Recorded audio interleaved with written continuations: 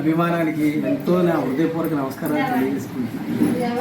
అమ్మ మీ అందరికీ ఆయుర ఆరోగ్యాలు, అష్టేశ్వర భోగభాగ్య సిరి సంపదలు కలగజేయాలని, ఈ పుణ్యక్షేత్రంగా ఇది మళ్ళీ మన పిల్లలు వచ్చి మరో కంచి కామాక్షి, మధుర మీనాక్షి, కాశీ విశాలాక్షి అటువంటి క్షేత్రంగా మారాలని ఆ తల్లి నేను కోరుకుంటున్నాను. అందరూ బాగుండాలి, అందరిలో మనం ఉండాలి. మా నాన్నగారికి జరిగిన సంఘటన నాకు యథార్థ సంఘటన. ఈ సంఘటన మా నాన్నగారు అసలు ఈ రోజున కాలం చేసేవారు, కానీ ఆ తల్లి వల్ల మళ్ళీ బతికారు. ఆ తల్లి మళ్ళీ నాకు ఆవిడలో నన్ను దగ్గరికి తీసుకోవడం జరిగింది. ఆ తల్లి బంగారు తల్లి మనందరి తల్లి అన్నమాట. ఇక్కడ ఆ వెలిసిన ఈ మహిమాన్విత ప్రదేశం నాకు తెలిసినంత వరకు మరో పుణ్యక్షేత్రంగా మన పిల్లలు వాళ్ళ పిల్లలు వచ్చి ఇక్కడ మళ్ళీ మరో పుణ్యక్షేత్రంగా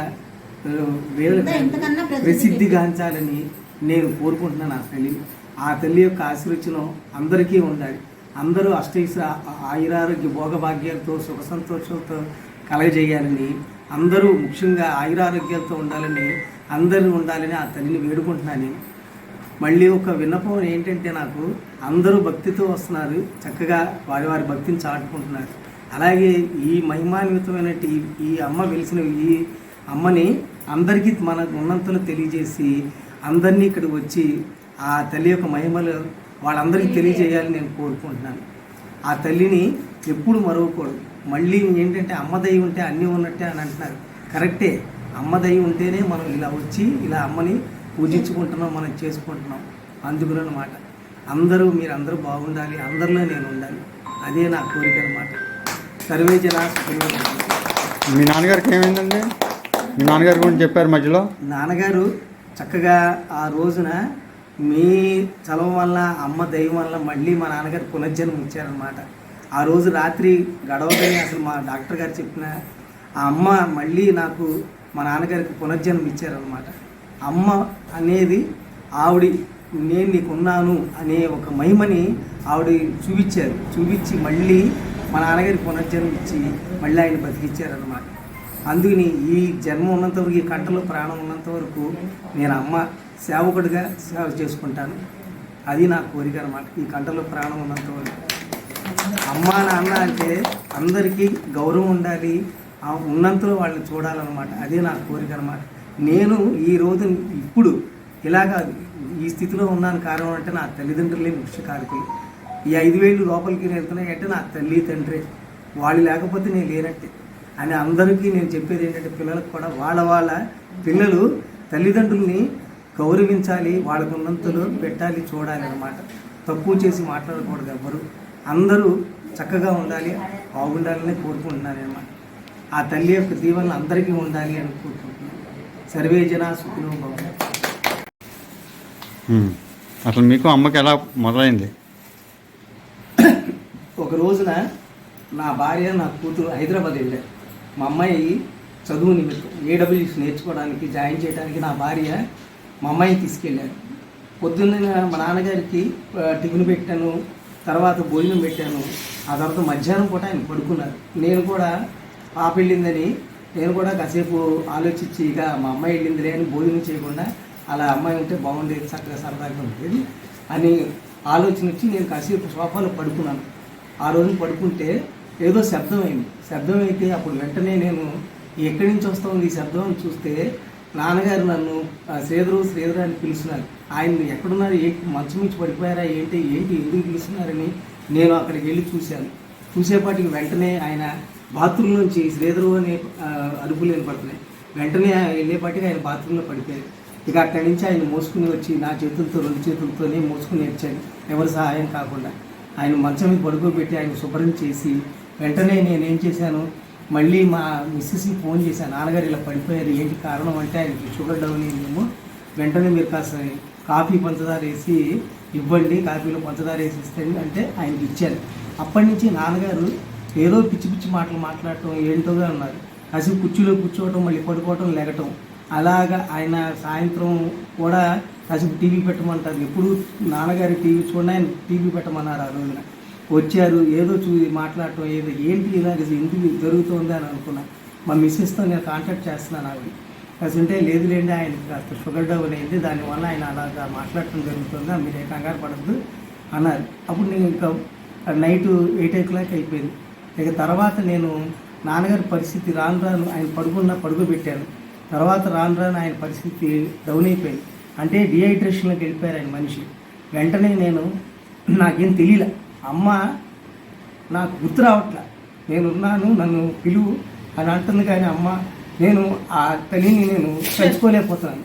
వెంటనే నాకు ఆలోచన వచ్చింది, పంతులు గారు ఉన్నారు కదా, నాగదేతమ్మ గుడి స్వామి ఉన్నారు కదా, ఒకసారి ఆయనతో నా విన్నపాన్ని వినిపించుకుంటే ఆయన ఒక సలహా ఇస్తారు, ఆయన ఒక మనకి సొల్యూషన్, ఆయన ఒక మార్గాన్ని చూపిస్తారు అని ఆలోచిస్తారు అని నేను వెంటనే ఆయనకి ఫోన్ చేస్తే, ఇలా నాన్నగారు పడిపోయారు, ఇట్లాగా కాళ్ళు చేతులు కొట్టుకుంటున్నారు, ఏంటి పరిస్థితి స్వామి అంటే, మీరేం లేదు అమ్మ 11 సార్లు తలుచుకుని వెంటనే ఆయన బొట్టు పెట్టి కాసేపు ఆ అమ్మని తలుచుకుని ఉండండి, అదే తగ్గిపోతున్నారు. అయినా సరే 1 గంట గడిచింది కానీ ఇంకా ఆయన వేరే విధానికి వెళ్ళిపోతున్నారు. వెంటనే మళ్ళీ ఆయనకి ఫోన్ చేస్తే, తలకాయ మీద నుదుటి మీద పెట్టండి, బొట్టు పెట్టి 11 సార్లు ఆ కాళ్ళ మీద చేతుల మీద రాయండి అన్నారు. వెంటనే నేను అదే పని చేసినా కూడా ఆయన కాస్త ఏదో పర్వాలేదు కోలుకున్నట్టుగా ఉన్నారు, కానీ మనిషి చాలా తేడాగా ఉన్నారు. వెంటనే నా భార్యకి ఫోన్ చేశాను, చేస్తే హాస్పిటల్కి తీసుకెళ్ళాను. అని తీసుకెళ్ళగలను, ఆయన మళ్ళీ ఆయన ఊపిరితో ఉంటారా, ఆయన ఎలా వస్తారు ఇంటికి, ఆయన బతుకుతారా ఏంటా అనేది ఆలోచన నాకు. ఎందుకంటే అటువంటి ఆయన నేను తీసుకెళ్తే ఆయన ఎట్లాగా తీసుకెళ్ళగలను, కానీ నా పరిస్థితి ఏంటంటే నేను ఒంటరిని అయిపోయా, ఎలాగా అని ఆలోచించా. వెంటనే మన హరిసుధాకర్ గారిని పంతులు గారిని అడిగితే, ఏమీ లేదు మాకు ఆర్ఎంపీ డాక్టర్ ఉన్నారు, ఆయనతో మాట్లాడతాను అని మాట్లాడితే ఆయన ఏమో వెంటనే నేను ఆయన ఫోన్లో కాంటాక్ట్ చేసి చెప్పాను, ఇది నాన్నగారి పరిస్థితి ఇలా ఉందంటే మీరు చెప్పిన దాన్ని బట్టి అయితే ఆయనకి హెడ్లో ఏదో తేడా వచ్చేసింది, మీరు చెప్తున్న దాన్ని బట్టి అయితే వెంటనే హాస్పిటల్కి తీసుకెళ్ళండి అన్నారు. అయినా సరే నేను మొండికేసి మా మిస్సెస్ కూడా చెప్తే మీరు ఎమ్మటే తీసుకెళ్ళిపోండి అన్నారు. కానీ నేను ఏం చేశానంటే మొండికేసి లేదు, నాన్నగారిని తీసుకెళ్తే ఆయన బతకరు, మనకి డెడ్ బాడీ చెప్తారండి, ఒక 50,000 లక్ష రూపాయలు తీసేసుకుని మన దగ్గర. అందుకని వెంటనే నేను ఆయనతో మళ్ళీ మాట్లాడితే ఆయనకి 1 గంట నుంచి 2 గంటల వరకు ఆయనకి గండం ఉంది, అది తప్పితే మీరు తప్పిస్తే ఇంకా ఆయన సురక్షితంగా హ్యాపీగా ఉంటారు, చక్కగా ఆయురారోగ్యంతో ఉంటారు, దాన్ని మీరు ఎదుర్కోవాలి అన్నారు మన హరిసుధాకర్ గారు, నాగమదేతమ్మ గుళ్ళో పంతులు గారు. వెంటనే నేను ఏం చేశాను, ఆయన్ని ఏం చేయాలంటే మీరు ఏం లేదు అసలు మజ్జిగ పట్టించండి అన్నారు. తర్వాత అంతకుముందు వాటర్లో కాస్త అమ్మ ఇది ఇంకో బండారు వేసి పట్టించండి అంటే అది తాగలేదు, అసలు మన రోలో లేదు కదా అన్న. 2 చుక్కలు ఆయన నోట్లోకి వెళ్తే చాలు ఆయనకి బాగుంటుంది అన్నారు. అలాగే నాన్నగారిని వెంటనే పిలుస్తుంటే పలకట్లేదు కదా, నేనే ఆ నోరు తీసి కాస్త పెదవులు వెడల్పు చేసి 2 గుటకలు తాగిచ్చినట్టుగా చేశాను. ఇంకా ఆయన కాస్త ఏదో అన్నట్టుగా ఉన్నారు, కానీ ఆయన పరిస్థితి బాగా. వెంటనే మళ్ళీ సుధాకర్ గారితో మరి మన పంతులు గారితో సంప్రదిస్తే, ఏం లేదు ఆయనకి ఇది ఇలా ఉంది కాబట్టి ఆ టైంలో మీరు 1 గంట ముందు అయినా సరే, ఆ టైంలోనే సరే కాస్త మీరు కాఫీ పట్టి తాగించండి, అక్కడి నుంచి ఆయన కోలుకోవచ్చు. ఆ గంట సేపు చాలా డేంజర్ టైం అది మీ నాన్నగారికి అని చెప్పారు ఆయన. వెంటనే నేను ఇదేంటి పరిస్థితి అని ఆయనకి 12:30కే నేను కాఫీ పట్టించేసి ఇంకా తల్లిని వేడుకున్నా, నువ్వు ఉన్నావు నిరూపించు, నేను నీకు జన్మాంతరం నేను భక్తుడిగా ఉంటా, నిన్ను నమ్మా, నువ్వు చూపించు తల్లి, నాగదేతమ్మ తల్లి అని నేను ఆ తల్లిని వేడుకుని నేను ఏడ్చేసి, అప్పుడు వెంటనే ఆ తల్లి ఆ స్వామి మన సుధాకర్ స్వామి మన పంతులు గారు తల్లిని నేను ఇంట్లో పంపించే, మీ ఇంట్లో ఉన్నారు ఈ రోజున, అక్కడే ఉన్నారు తల్లి, మీరు ఆ తల్లి నామస్మరణ చేస్తా కూర్చోండి, నాన్నగారికి ఆ గంట సేపు గడిస్తే చాలన్నారు. అది నాన్నగారికి చాలా గడ్డుకాలం అన్నమాట నిజం చెప్పాలంటే. ఆ టైం అయిపోతూ ఉంది ఆయన పరిస్థితి. వెంటనే నా తల్లిని నేను జయనాగమ్మ మా నాన్నగారికి ప్రాణభిక్ష పెట్టమ్మా, మా నాన్నగారిని కాపాడమ్మా అని మీరు వేడుకుంటే ఆ తల్లి నా మొర అనిపించి, అప్పుడు ఆ గంట సేపు గడవటం అంటే ఎంతో కష్టం అయిపోయింది అనమాట. అది నాకు మా అబ్బాయికే తెలుసు, మా అబ్బాయి పడుకున్నాడు నిద్రపోతున్నాడు, నాకు ఒక్కడికే తెలుసు, ఆ తల్లికి తెలుసు. ఆ తల్లి ఇంట్లో వచ్చేసారు, ఆ తల్లి ఉన్నారు, మీ ఇంట్లో ఉంది ఆ తల్లి, చూడండి అమ్మకి దండం పెట్టండి అన్నారు. నేను నిజంగా దండం పెట్టాను, మనస్ఫూర్తిగా పెట్టాను అన్నమాట. అప్పుడు మళ్ళీ ఆ గంటలో నాన్నగారు గంట గడిచిపోయింది, చక్కగా ఆయన నిద్రపోయారనమాట. చక్కగా పడుకున్నట్టుగా అలా పడుకున్నారు. ఇంకా తెల్లవారు గడిచిపోయింది. వెంటనే మా మిస్సెస్ వచ్చేసారు, తెల్లవారుజామున వచ్చారు. నైట్ బస్సు ఎక్కేసారు. అక్కడ బస్సు ఎక్కేసి తెల్లవారుజామున వచ్చి వెంటనే ఆయన కాఫీ పట్టించేసి డాక్టర్తో మాట్లాడదామని డాక్టర్ని పిలిచారు. ఆయన నైట్ వస్తానండి అని అన్నారు. చివరికి ఆయన రాత్రి 10:30 ఆ టైంకి వచ్చారు. వచ్చేపాటి నాన్నగారిని చూశారు. అప్పటికి ఆయన ఒకటే అన్నారు, ఈరోజు నైట్ గడవటం కష్టం, ఆయన తెల్లారవదు అన్నారు. మళ్ళీ నేను ఆ తల్లిని వేడుకున్నా, ప్రాణభిక్ష పెట్టమ్మా, మా నాన్నగారు బతకాలి, కనీసం 1-2 సంవత్సరాలు బతికినా చాలు, మా నాన్నగారు పెద్ద వయసు ఆయన పెద్ద రకంగా నాకు ఉండాలి అని మళ్ళీ ఆ తల్లిని వేడుకున్నాను. ఆ మొర ఆలకిచ్చింది ఆ తల్లి. అంతే. డాక్టర్ గారు కూడా అన్నారు, నేను చేస్తాను, నేను ఎక్కడో చివరి ఉంటాను ఆశ్రమం హాస్పిటల్లో, మీరు ఇక్కడ చేయాలి, మీకు ఇది ఉంది కాబట్టి, ఏది మీకు ఎక్స్పీరియన్స్ ఉంది, మీరు డాక్టర్ దగ్గర ఉన్నారు కదా, ఎక్స్పీరియన్స్ ఉంది కాబట్టి మీకు 19 సంవత్సరాల అనుభవం ఉంది, అది అటువంటిప్పుడు మీరు చేశారు, మీరు వైద్య పరీక్షలు కంట చేశారు. మా మిస్సెస్ కంట ఆపరేషన్ చేస్తారు, సిజరింగ్ చేస్తారు అన్నమాట. అందుకని ఆవిడ చాలా ఎక్స్పీరియన్స్ క్యాండిడేట్ అనమాట. మీరు చేసి ఉన్నారు కాబట్టి మీరు నాకు సపోర్ట్గా ఉంటే ఈ రోజున నేను చేసి వెళ్తాను. ఆయన సిలైన్స్ అయిన పెడతాను, ఇంజెక్షన్స్ అయిన మార్చాలి, ఆరిస్తే ఏదో కొంత బెటర్, దానికి మీరు సపోర్ట్ ఉంటానంటే నేను ట్రీట్మెంట్ చేస్తాను, లేకపోతే నాకు పేరు వచ్చేది, చెడ్డ పేరు వచ్చేది. నేను అందుకని మీరు చేస్తారా అంటే చేస్తాను డాక్టర్ గారు అన్నారు నా మిస్సెస్. వెంటనే ఆయన ట్రీట్మెంట్ స్టార్ట్ చేసి వెళ్ళిపోయారు. అంతే. తెల్లవారులు ఇద్దరు మేము కూర్చుని, మా నాన్నగారికి మా మిస్సెస్ ఆ ఇంజెక్షన్స్ సెలైన్స్ మార్చారు, నేను నాగదేవతమ్మ తల్లిని నేను ప్రార్థన చేస్తూ కూర్చున్నాను అన్నమాట. అంతే. తెల్లవారుజామున 5 అయింది. వెంటనే ఆయనకి నాకు ఫోటోలు వీడియో తీసిపోయి ఎప్పటికప్పుడు అప్డేట్ చేస్తూ ఉందని డాక్టర్ గారు చెప్పారు. మా మిస్సెస్ అప్పుడే వెంటనే చేస్తూ ఉంది, గంటగా ఆయన ఫోటోలు వీడియో పంపిస్తాం. ఆ మర్నాడు ఆయన చక్కగా మళ్ళీ సురవలు వచ్చినట్టుగా మాట్లాడారు. డాక్టర్ గారు వచ్చి 10 గంటలకు వచ్చి, చాలా గ్రేట్ అమ్మా, ఒక వంతు చేస్తానన్న దానివి 10 వంతులు కాదు, ఎన్నో వంతులు చేసి చూపించావు, మళ్ళీ మీ మావయ్య గారి పునర్జన్మ ఇచ్చావు, చాలా గ్రేట్ అమ్మా అని మళ్ళీ ఆయన ట్రీట్మెంట్ చేసి, మళ్ళీ ఆయన కావాల్సిన ట్రీట్మెంట్ చేసి మళ్ళీ మా నాన్నగారు మళ్ళీ కోలుకునేటట్టు చేశారు. ఇదంతా ఫస్ట్ ఆ తల్లి శ్రీ శ్రీ శ్రీ నాగదేవత పద్మావతి తల్లి, మన నాగదేవత బంగారు తల్లి అయినటువంటి మన నాగదేవతమ్మ తల్లి ప్రాణభిక్ష పెట్టారు. తర్వాత డాక్టర్ గారు వచ్చి మా నాన్నగారిని సరైన ట్రీట్మెంట్ అందించారు, నా భార్య నా డాక్టర్ గారు. అప్పుడు ఆయన మళ్ళీ మామూలు పరిస్థితికి వచ్చారు. ఇదంతా ఆ తల్లి దైవల్లే మళ్ళీ మా నాన్నగారికి పునర్జన్మ వచ్చిందని మీ అందరికీ సవినయంగా నేను, ఇది యథార్థ సంఘటన, నా జీవితంలో జరిగిన మా నాన్నగారికి యథార్థ సంఘటనగా మీకు నేను విన్నవించుకుంటున్నాను అన్నమాట. అందుకని నా కంఠంలో నా ఊపిరి ఉన్నంత వరకు ఆ తల్లి సేవకుడిగా చేసుకుంటానని మీ అందరి ముందు నేను చెప్పడం జరుగుతుంది. అందరూ బాగుండాలి అని ఆ తల్లిని వేడుకుంటున్నాను. ఈరోజు నేను ఆ తల్లిని వేడుకున్నాను.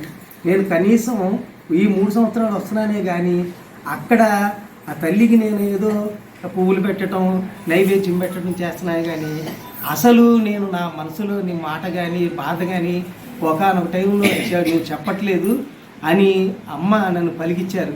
నువ్వు నాకు చేస్తున్నావు కానీ నీ మనసులో మాట చెప్పుకో, నీకు నేను చేసి పెడతాను అన్నారు. ఆ రోజున ఒక రోజున నేను ఆ పుట్టనాగుల దగ్గర ఏడ్చేశానమాట. నా బాధ అంతా చెప్పుకున్నట్టుగా ఏడ్చి చెప్తే ఆ తర్వాత తల్లి వచ్చి ఒంటి మీదకి బాలాగారు అని ఆ తల్లి ఒంటి మీదకి వచ్చి, చూసావా ఇన్నాళ్ళు నేను ఆ రోజు మొన్న నేను అడిగాను, నువ్వు పూలు పెడుతున్నావు, నైవేద్యం పెడతావు, చక్కగా భక్తిగా నువ్వు చేస్తావు, కానీ నీ మనసులో మాట నాకు చెప్పుకోలే, నువ్వు చెప్పుకునే అంటే నేను ఈ రోజున ఎంతో చేసేదాన్ని, నువ్వు ఎప్పుడు చెప్తావా నీ మనసులో. నేను ఎప్పుడు భక్తురాల్ని వాళ్ళ యొక్క మనసులోని మాట, వాళ్ళ యొక్క కష్ట సుఖాలు, కష్టం అనేది చెప్పుకోవాలన్నా, నాకు ఆ కష్టం అనేది చెప్పుకుంటే నేను తీరుస్తాను, నేను చక్కగా చూస్తాను. నువ్వు ఈ రోజు వరకు చెప్పుకోలే, మొన్న చెప్పావు నేనున్నాను నీకు చేసి పెడతాను అని అన్నా. అలాగే నువ్వు చక్కగా నీ కుటుంబం, నువ్వు మీ నాన్నగారు హాయిగా అభివృద్ధిలోకి వస్తావు, నువ్వు చక్కగా పురోగభివృద్ధిలో ఉంటావని ఆ తల్లి దీవించారనమాట. ఆ రోజు నాకు ఎంతో హ్యాపీగా ఉంది. ఈ రోజు వరకు చక్కగా ఏ కష్టాలు ఏ సుఖం ఉన్నా హ్యాపీగా ఆ తల్లి వల్లే నేను నా భార్య పిల్లలు ఉన్నా ఇలా ఉంటానికి కారణం ఆ తల్లి యొక్క సేవకు చేసుకోవటం వల్లే నేను చక్కగా ఇంకా ఉంటున్నాను అనమాట అని నేను మనస్ఫూర్తిగా ఆ తల్లిని నమ్మి మీ అందరికీ చెప్పడం జరుగుతుంది. అమ్మ దయ ఉంటే అన్నీ ఉన్నట్టేనని నేను నమ్మిన వాడిని. అందరూ బాగుండాలి, అందరూ సుఖశాంతులతో ఉండాలని ఆ తల్లిని ఎప్పుడు నేను, నా భార్య, నా పిల్లలు, మా నాన్నగారు బాగుండాలి, చక్కగా ఉండాలని కోరుకుంటాం. అదొక వంతు అయితే అందరూ నా చుట్టుపక్కల వారు, నా బంధుమిత్రులు, స్నేహితులు చక్కగా ఉండాలి, బాగుండాలి, ఆయురారోగ్య అష్టైశ్వర్య భోగభాగ్య సిరి సంపదలతో వాళ్ళకి కల్పించాలమ్మా, కలగజేయాలమ్మా అని నేను ఎక్కడికి వెళ్ళినా సరే, ఏ దేవాలయానికి వెళ్ళినా, ఎక్కడికి వెళ్ళినా ఆఖరికి నేను నమ్మిన అమ్మ నాగదేవతమ్మ తల్లి, మన బంగారు తల్లిని కూడా వేడుకోవటం జరుగుతున్నది. ఆ తల్లిని నేను ఈ రోజున ముఖ్యంగా నేను ఆ తల్లిని నేను నా కుటుంబం బాగుండాలని ఎప్పుడు నేను ఈ రోజు వరకు నా స్వార్థంగా ఏ రోజున నేను కోరుకోరా. నా మనసులోని మాట ఏంటంటే అందరి గురించి కూడా ఆ తల్లికి దండం పెడతాను. అంత నేను బాగుండాలి కాదు, అందరూ నా చుట్టుపక్కల వాళ్ళు, నాకు కావాల్సిన వాళ్ళు, నా బంధుమిత్రులు కావాలి బాగుండాలి, అందరూ చక్కగా ఉండాలని కోరుకుంటాను అనమాట. అందుకనే ఆ తల్లి నన్ను ఈ రోజున ఎప్పుడైనా సరే నేను జీవితంలో మా అమ్మగారు ఒకటే చెప్పారు, ఎప్పుడైనా సరే మంచితనంతో ఉంటూ మంచిని గెలువు, అదే నిన్ను గెలిపిస్తున్నది. ఏదైనా సరే నేను ఒకటే నమ్మిన వాడిని. ఎందుకంటే నేను నేను సహాయం చేసిన మనిషిని మర్చిపోలేను. అలాగే నేను ఇక్కడికి వస్తుంటే కారణం ఏంటంటే మీ అందరూ చూపించిన అభిమానం, ఆ తల్లి నా మీద దయ, కరుణా కటాక్షాలు అనమాట. మీరంతా ఇదిగా నన్ను ఈ రోజున ఇట్లా సత్కరించారంటే నేను ఈ సత్కారానికి అర్హుడిని కాదు, కానీ మీ అందరి యొక్క ప్రేమ అభిమానం